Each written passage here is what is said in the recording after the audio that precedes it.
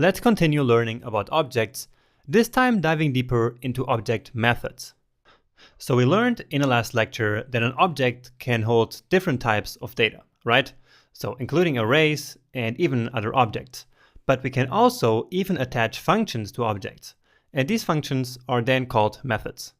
So let's see why and how we can create methods. And for that, let's actually go back and grab our John object, so we don't have to rewrite it all again. Okay, and so here we have our object. So what we want to do here is to add a function, so a method, to this John object in order to calculate the age of John. So we don't want to have the age hard-coded in the object because it changes every year. And what stays constant, of course, is the year. And so instead of having the age hard-coded here in the object, we have a function that calculates that age. So all we have to do is to basically define another key. So calc age, which stands for calculate, of course. So calc age, and now just like before, we define the value. And the value here is a function expression, basically. So we write function and then the birth year. All right, and that's it. Now all we have to do is to write our function body.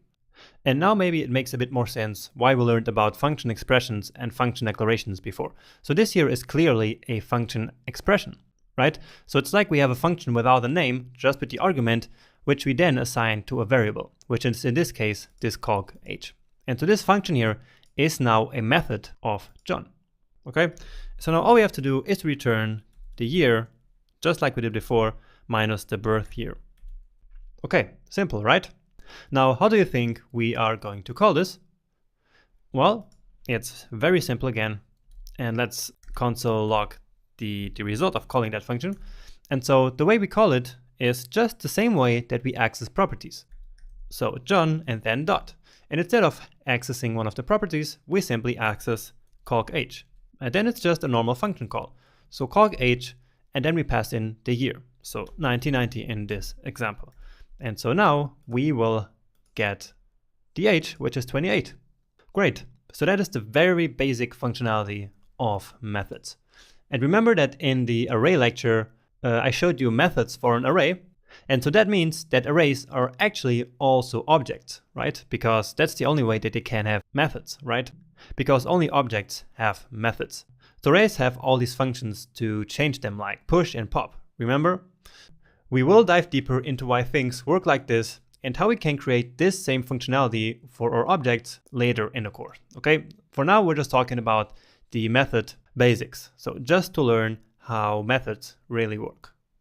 Now, continuing with our John example here, I'm sure that you noticed that the year of birth of 1990, this one here that we passed in as an argument of the function, is actually already defined in the John object itself.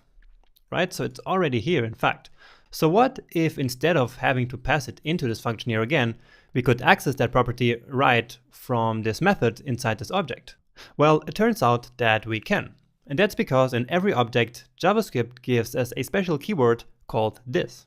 Okay, and so let's try that out. And so instead of having to pass in the birth year, which is already defined here, we can say this.birth year. Okay, so this, what it means here in this context is John. So this means this object, the present, the current object, okay? And so when we call this method here, this.birthYear will mean John.birthYear, all right? So let's try that out again. And let's just change it here so that our output here is going to change. So let's put 92 here now. And if we reload, well, you see that he's not 26. And what that means is that this actually works.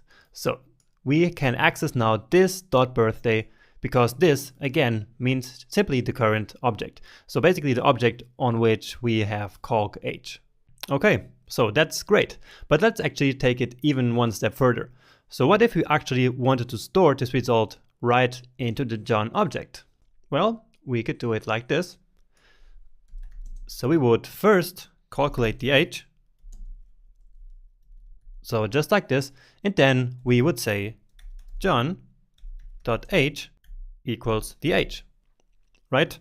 Or we could actually do it all in one line. So something like this.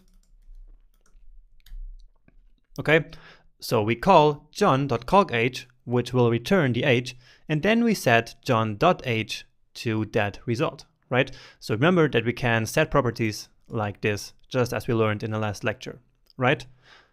But we actually can do even better. So if we can access a property in the current object like this here, well, then it means that we can also set it, right? And so instead of returning this number here, we can simply say this.age should be equal to 2018 minus this.birthyear. Okay, and so now all we have to do is to call this function, right? But then we can also log the entire object to the console just to see if the result is really there. And let's see, and indeed, here we have the age of 26, and so this worked. So the this keyword is something really powerful and really important that you will have to master throughout your journey of learning JavaScript. So remember, in this lecture, we went from actually having to pass in the birth year as an argument to the function to being able to read the birth year directly from the John object using the this. And then from there, we went even one step further, and instead of returning the age result, we also stored it right into the object. And so that's the best we can do, and that's the way it's supposed to be working, all right? So if you understand this basic functionality of methods and this keyword, then you're well on your way on mastering objects later in this course, okay? Because this is actually a very complex subject, and we will dive much, much deeper into it later in the course. But for now, I really just want you to understand that an object has a special this keyword, which basically points to itself, and I want you to understand that you can use methods like this, so just like I showed you in this video. All right, makes sense? So I think you're now ready for yet another coding challenge. I hope that you like these. I think they're perfect for you to practice your skills and what you just learned. So hopefully I see you there in a second.